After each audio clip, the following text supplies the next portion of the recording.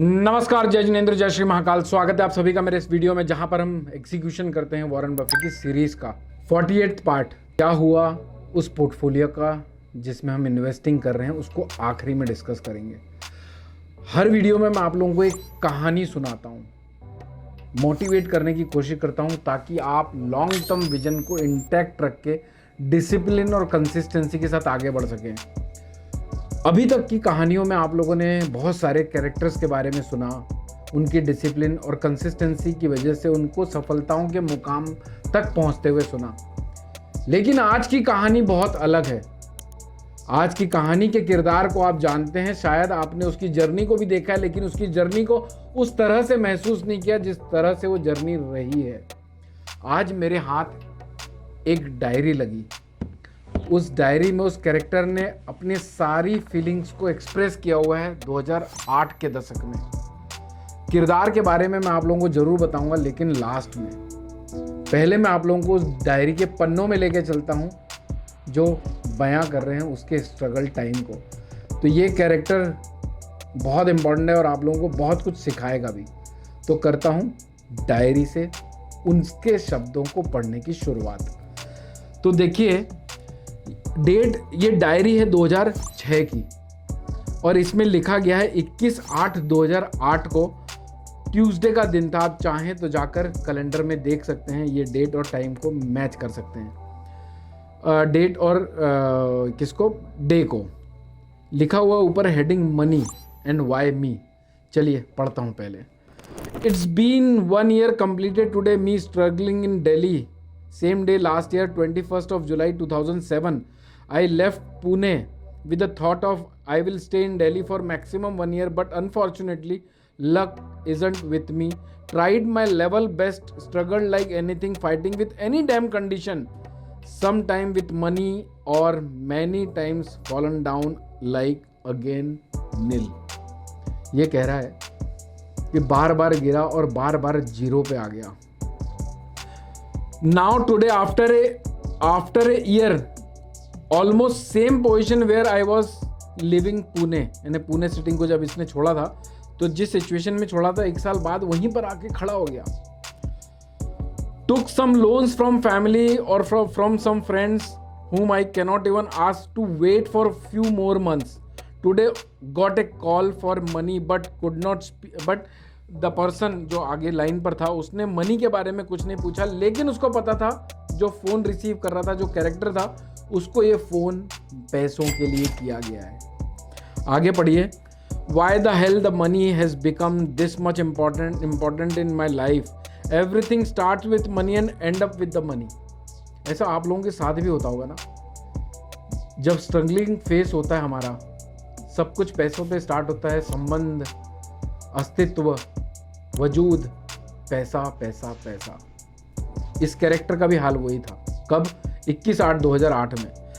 आगे पढ़ते हैं। Have lost everything everyone as of now, no one has left with me and the major reason wasn't money, despite of the fact I had never any kind of intention to earn money for myself. ये कह रहे हैं कि पैसा कमाना ही मेरा intention नहीं था। पैसे कमाना क्यों था? I had never any kind of intention to earn money for myself, have always run after it just to keep people around me happy, but still me struggling every day, every hour, every single minute. सिर्फ पैसों के पीछे भाग रहा है ये character ताकि अपने आसपास के लोगों को खुश रख सके, ना कि पैसा कमाकर उसको तिजोरी में रख पाए। आगे बढ़ते हैं। Why everyone around me face so much of trouble because of me, यानी कह रहे हैं कि मेरे आसपास लोग होने की वजह से सब प्रॉब्लम में आ जाते हैं। I asked this question to myself so many times but don't get any answer. Do I use anyone's money with the thought of will never ever return it? I think no, never. Then why me? Why I can't return the money on time? Why every time everything goes wrong? I come on the road every time after few days. बार बार वो कहते हैं ना हम लोग, यार फिर से वो बंदा रोड पे आ गया। उसी तरह का हाल इस कैरेक्टर का था 2008 में। always think best for everyone around me, never gives importance to money when I have it, rather than I don't react the money but after a relationship. यानी पैसों से ज़्यादा उसके लिए रिश्ते इम्पॉर्टेंट है. तो हे God, answer my question. I have never used anyone with the intention to use him or use his money. I know your answer can't be yes, but still always cry for every damn thing in my life. Don't I respect my family? Don't I respect to people around me? Don't I think to help my family, poor, or so many people who needs help? Yes, I do think for all of them. Then still why me? It's been almost 5 years over struggling for success, respect and searching for happiness. ध्यान दीजिएगा इस line पर. It's been almost 5 years, यानी 2008 में लिखा गया है और 2003 से ये स्ट्रगल उसका चालू हुआ था. It's been almost 5 years struggling for success, respect, searching for happiness. I have never given up. यानी कभी गिव अप नहीं किया उसने. Always accepted whatever condition it was. Every day takes a challenge. Every day is like a challenging day and takes all efforts to achieve my targets but end up with the failure. Then why me? तो भाई साहब ये उनके thoughts थे 2008 में, 21/8/2008 को.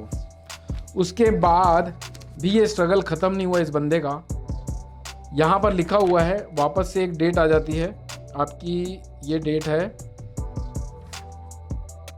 24 अगस्त की ये, और इसके पहले वाला जो नोट था ये 21 अगस्त का था, यानी 2-4 दिन बाद. यहाँ क्या लिखा हुआ है? Please save me from people एहसान रहम, यानी मुझे लोगों के एहसान और रहम से बचा ले. I want do everything on my own. I can't take more obligations of others in my life. I hate obligation, एहसान, रहम. Please don't feel guilt. 7 साल से मैं फाइट कर रहा हूँ. It's been almost 7 years of fighting with the same situation. 5 साल 7 साल से ये सोचो, किसी इंसान की लाइफ में बार बार वो गिरे और बार बार उससे पैसे मांगने पड़े, बार बार हर ज़रूरतों को पूरा करने के लिए उसको उधार मांगना पड़े, तो कहीं ना कहीं गिव अप कर देता है. स्पेशली वो इंसान जिसकी लाइफ में इंटेंशन पैसे बनाने का सिर्फ आसपास के लोगों को खुश रखने का है, फिर भी अपने सर्वाइवल के लिए वो सिर्फ पैसा मांग रहा है. ये बात यहीं ख़त्म नहीं होती है. फिर से 5 जनवरी 2009 की डेट का ये नोट लिखा हुआ है. इसने यहाँ तक तो अपना फ्रस्ट्रेशन निकाला, लिखा, सब कुछ हुआ. उसके बाद इसको ये रियलाइज़ हुआ कि अब सुधरना भी ज़रूरी है और अपने अंदर क्या क्या कमी है उसे सुधारना ज़रूरी है. यहाँ क्या लिखा है कि अपने काम को प्रायोरिटी दो, अपने दोस्तों को टाइम कम दो, और अगर नहीं दे सकते दोस्त ना बनाओ. इंटरनेट में फालतू चैटिंग बंद करो. Don't feel all alone. Schedule बनाओ. फ़ोन कॉल्स अवॉइड करो. Personal phone except important calls. और उस समय ना ओरकुट का ज़माना हुआ करता था 2008-9 में. ओरकुट, फेसबुक चलता था, ओरकुट चलता था. दिन के काम की लिस्ट बनाओ, डे शेड्यूल बनाओ और काम को मत टालो. तो ये सुधार लाने की ज़रूरत थी और ये सुधार लाते आते आज हम खड़े हैं 2026 में. और ये किसी और ने नहीं, ये मैंने खुद लिखा हुआ है. 2008-9 और ऐसे तमाम सारे चिट्ठे और निकल जाएंगे जब ढूंढना चालू करूँगा. तो जब आप लोग मुझे इस फ्रंट पे देख रहे हैं तो ये आप लोगों को ऐसा लगता होगा कि I am born with the golden spoon. अच्छा, एक और बेस्ट पार्ट देखा आप लोगों ने इस कहानी में, इस कागज़ों में, इस डायरी में. मैं हिंदी मीडियम से पढ़ा हुआ हूँ 2003 तक, लेकिन टूटी फूटी इंग्लिश है, लेकिन कोशिश करिए कि अपने आप को इंग्लिश में ही एक्सप्रेस करूं, क्योंकि मैं अपने अंदर उस लैंग्वेज को और बेहतर बनाकर लाना चाहता था. ये 2009 तक का पेज है. उसके बाद 2012-13 का एक स्ट्रगल फेज़ अलग था. उस समय के भी नोट कभी निकालूंगा, कभी मिले तो आप लोगों के साथ साझा भी करूंगा. तो दोस्तों, इस बाजू में बैठना, आपके सामने बैठना, आपको बहुत बार बोलता हूं मैं कि पिछले 22 साल 23 साल के अनुभव, 24 साल के अनुभव ने 22 साल के अनुभव के साथ यहाँ पर आप लोगों के सामने बैठा हूँ. बहुत सारा स्ट्रगल करके बैठा हूँ। ये कोट पहनना, अच्छी अच्छी घड़ियाँ पहनना, अच्छी अच्छी बातें करना, आप लोगों को प्रिडिक्शंस देना, इसके पीछे बहुत सारा स्ट्रगल है। और मेरा मानना है कि ये स्ट्रगल आप लोगों की लाइफ में भी एक ना एक बार तो आता है। नो मैटर व्हाट, आप किसी भी फैमिली से बिलोंग करते हो, स्ट्रगल बिना लाइफ नहीं होती। और जितना ज़्यादा स्ट्रगल होगा उतनी अच्छी कहानी होगी आपकी, ये मेरा मानना है। 2019 में YouTube चैनल चालू करने का फाइनल डिसीजन लिया नवंबर 21 नवंबर 2019 को। और उसके बाद से अभी तक का इतिहास आपके सामने है। उसके बाद के स्ट्रगल को भी आपने देखा है। मेरा पर्सनल इंस्टाग्राम पेज जिसमें 3.5 लाख के आसपास फॉलोअर थे वो उड़ गया। यूट्यूब अभी कुछ रिसेंटली 3-4 महीने पहले 3 लाख के आसपास सब्सक्राइबर थे उसके, वो उड़ गया। हमारे 3 लाख सब्सक्राइबर होना और लोगों के 1 मिलियन सब्सक्राइबर होना इक्वल टू होता है, क्योंकि हमारे साथ जो लोग जुड़े हुए थे वो सिर्फ और सिर्फ हार्डकोर ट्रेडर्स थे।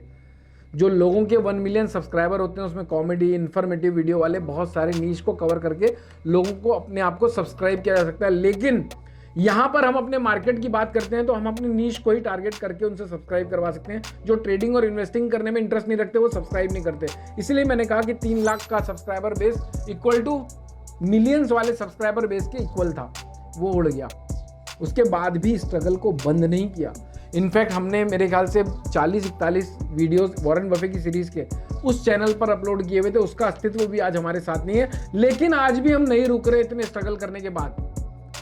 2008 के शब्दों में आप लोगों को ये जरूर फील हुआ होगा कि भाई स्ट्रगल अगर ऐसा हो सकता है तो, और ये बंदा अगर इस स्ट्रगल को झेल के यहाँ पर आ सकता है तो हर कोई आ सकता है। इसलिए मैं कहता हूँ कि अगर मैं कर सकता हूँ तो आप भी कर सकते हैं। इसीलिए सीरीज को चला रहा हूँ ताकि आपको इन परेशानियों का सामना ना करना पड़े, क्योंकि हम as a brother, as a mentor, as a teacher, as a parent, जैसे हम अपने बच्चों को उन गलतियों से बचने के लिए रोक टोक करते हैं और चाहते हैं कि वो ये गलतियां ना करें और उन गलतियों को बाईपास करके टाइम वेस्ट ना करके सही कदम रख के आगे बढ़ जाएं, यही चाहते हैं हम एज ए पेरेंट्स अपने बच्चों से।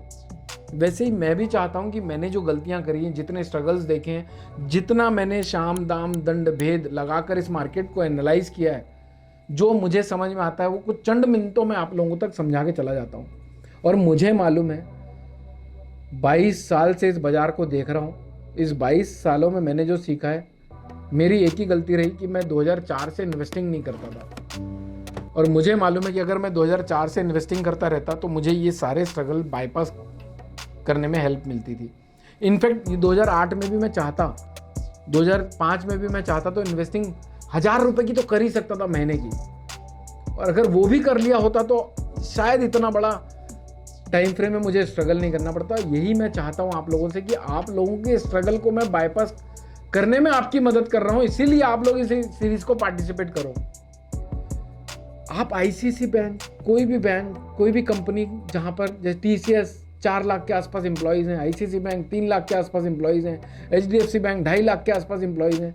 एम्प्लॉयज़ के नंबर कम ज़्यादा हो सकते हैं, लेकिन आप इतने बड़े बड़े एम्प्लॉय बेस का कंपनी खरीद नहीं सकते। लेकिन इस कंपनी के स्टॉक को खरीद लेते हो तो इवेंचुअली आपके लिए वो सारे एम्प्लॉयज़ काम करते हैं। वो आपने जो पोर्शन से उस कंपनी को खरीदा है, और ये लोग 4 लाख लोग जो काम करेंगे, उससे जो आउटपुट उस कंपनी को मिलेगा उसका एक हिस्सा आपको भी मिलेगा। तो आपके लिए यही एक ऑप्शन है, बड़ी कंपनियों को ना खरीद के उनके पोर्शंस को खरीद के उसको लंबा होल्ड करने का, और वही मैं भी कर रहा हूँ। तो ये आज की कहानी जो थी मेरी पर्सनल कहानी है। भाई बहुत दुख देखे मैंने। ये 2019 से सोशल मीडिया में आने के बाद एक लाइफ अलग देख रहे हो आप, और वो एक लाइफ, वो एक पेन, वो एक दौर, वो एक स्ट्रगल, वो बहुत अलग था। खून के आंसू रोता था मैं बैठ के घंटों।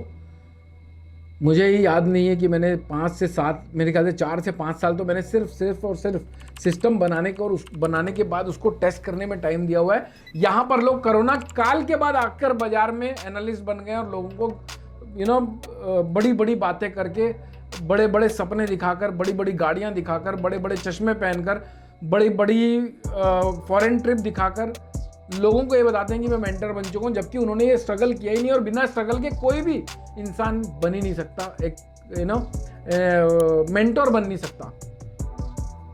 आप सोचो ना, लोहे को या फिर गोल्ड को जब तक तपाओगे नहीं, तब तक उसको उसकी इच्छा के हिसाब से हम शेप नहीं दे सकते। सोना को बिना पिघलाए आप अंगूठी बना सकते हो क्या? नहीं बना सकते, उसको तपना पड़ेगा। उसी तरह से लाइफ में भी हमें तपना पड़ता है, और वो तपने के बाद मैं यहाँ पर इन सारी सिचुएशन को झेलने के बाद मैं यहाँ पर आप लोगों के सामने बैठा हूँ।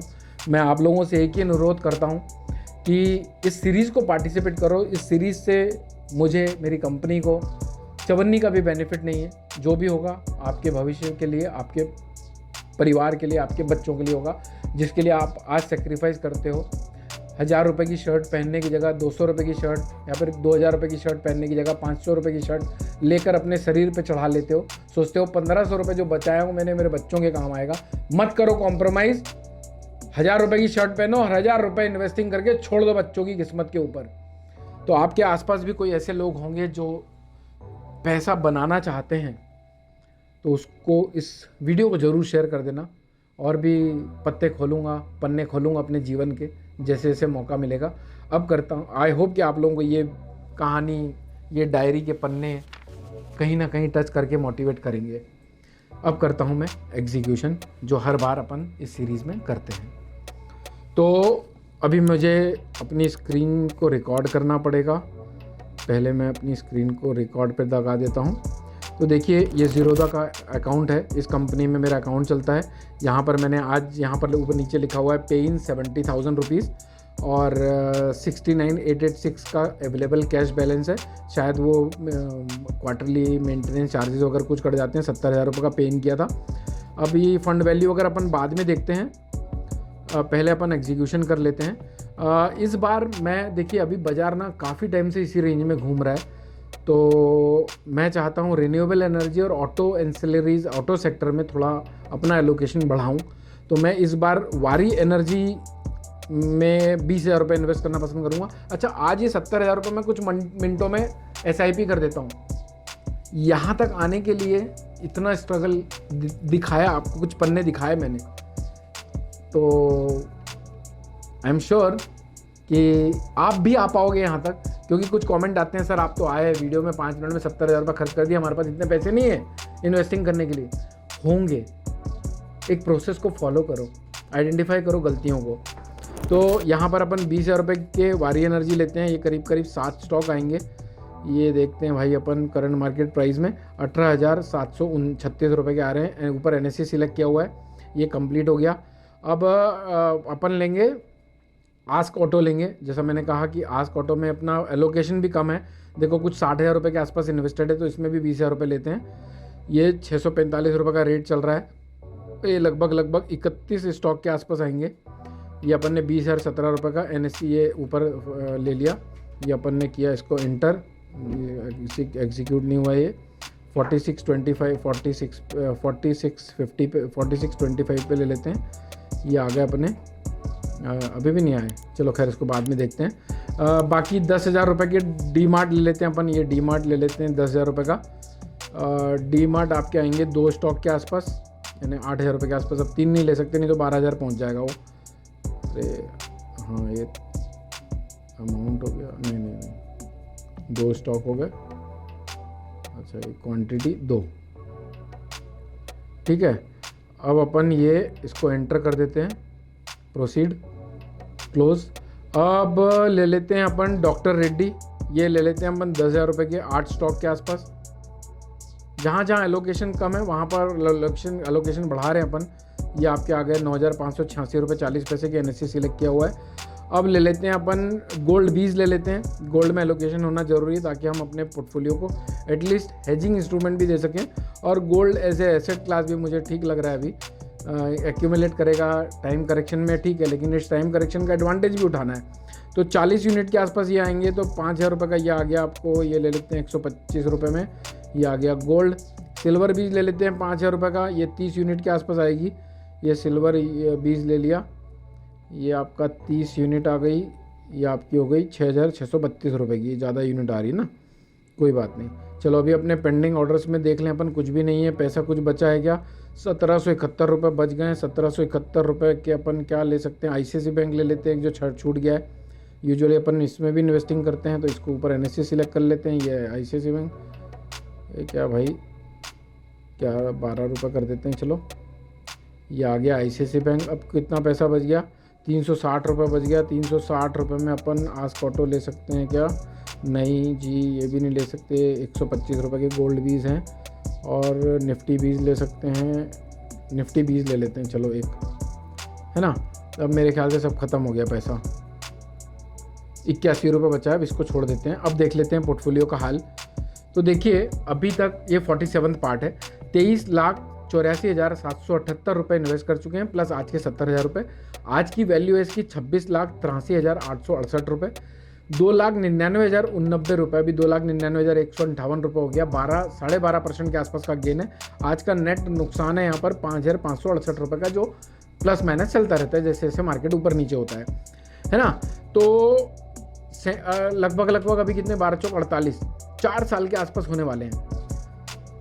4 साल में 12% का रिटर्न यानी आप मान के चलो 4% के आसपास, यानी सेविंग खाते में जो हमको मिलता है वही हमने अभी तक यहाँ कैपिटलाइज किया है।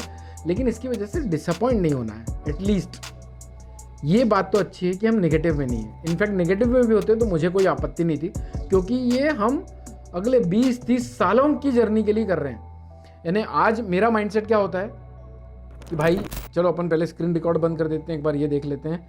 ये आपका फंड वैल्यू इतना रुपए है, और कुछ दिखाने लायक ये सब एग्जीक्यूट हो चुका है। आज का इंट्राडे पोजीशन ये है, इसका 5 रुपये 6 पैसे आ रहा है ना।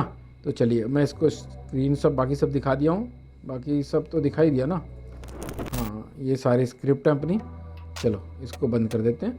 हाँ तो पॉइंट मेरा क्या है कि पैसा बनेगा, लेकिन टाइम देना पड़ेगा। जितना लंबा एक्यूमुलेशन होगा उतनी लंबी रैली होगी।